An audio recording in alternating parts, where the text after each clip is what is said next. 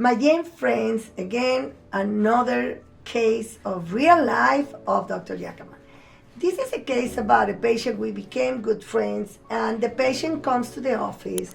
He's a very young person, really well with his oral hygiene, dental floss. He never had any problems for that until he went to see a dentist and he has a root canal done, and the next day he couldn't sleep. He was with pain. But he said that, he started feeling the pain since the root canal was started. And what happened in that case, he said, I am in pain right now. I have the pain since my dentist working my tooth.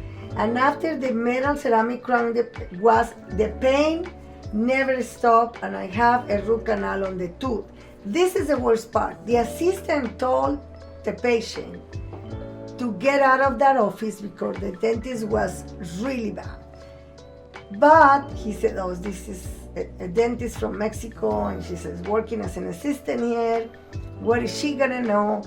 However, I was telling the patient, in our countries, we are so knowledgeable of clinical cases like this that you better believe it, or you ask your doctor if there was any problems at that point, and the doctor has the obligation to tell you what happened.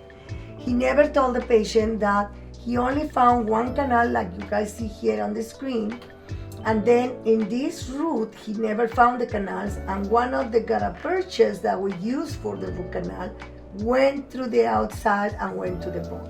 What happened in this case was that his pain started coming and going.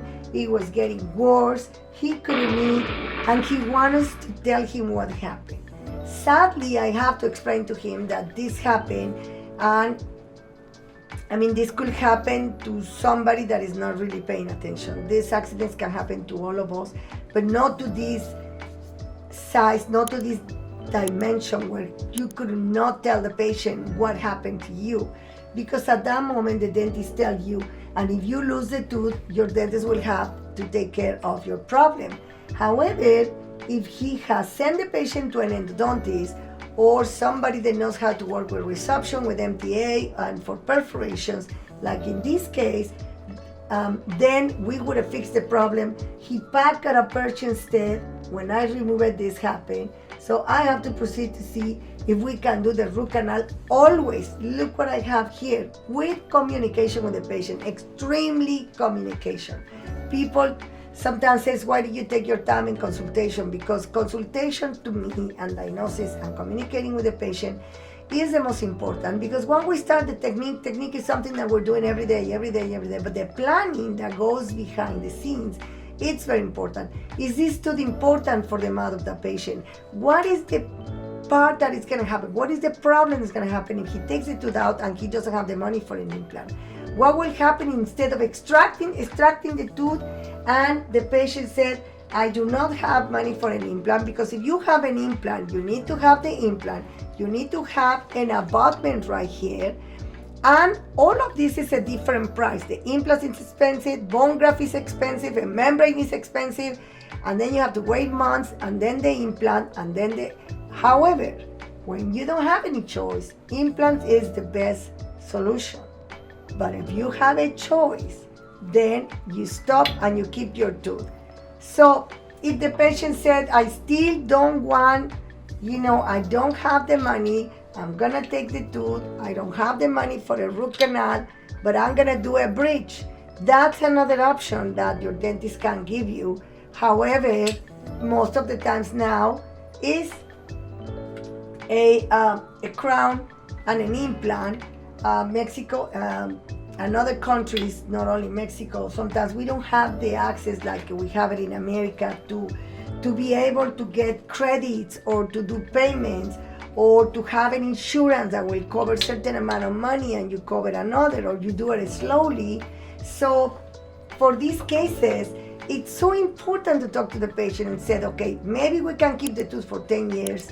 Maybe we can keep for 5 more years by the time you get money, because this was a very compromise. I have done so many resorptions.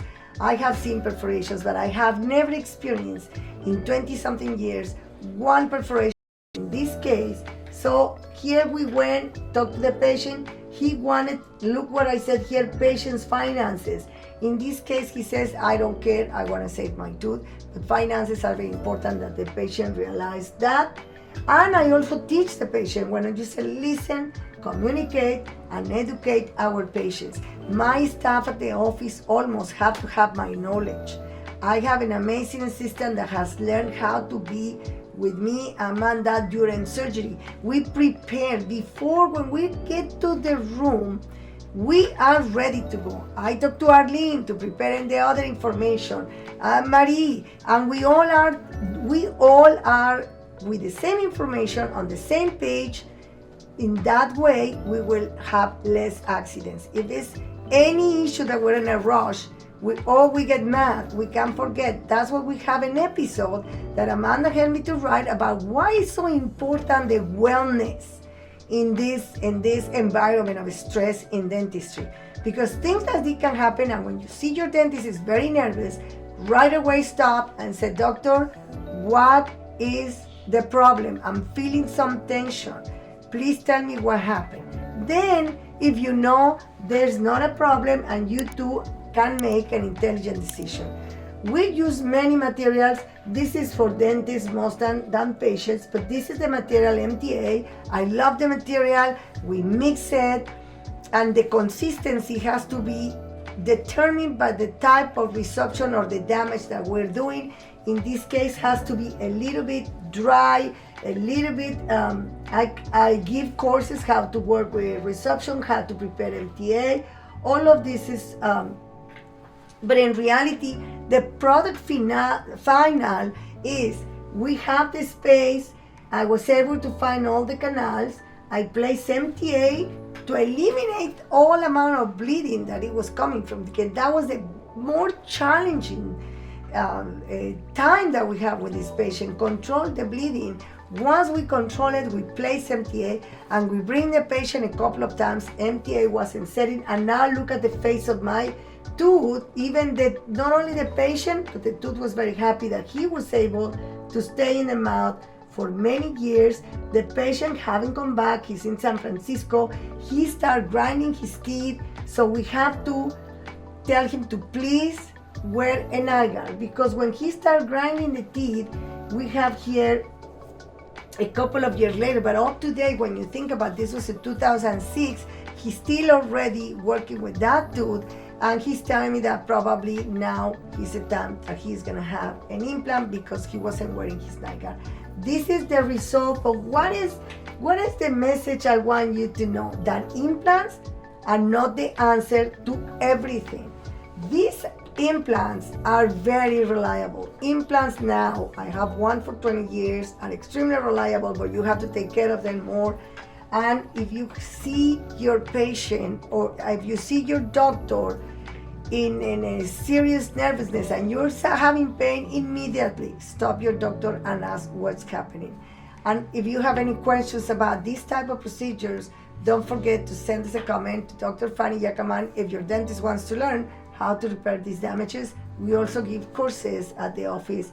We can do it in Zoom, and we can do it directly about root resorption, repair, surgical repair, and perforation. Or I will be happy to tell them what to do. Thank you.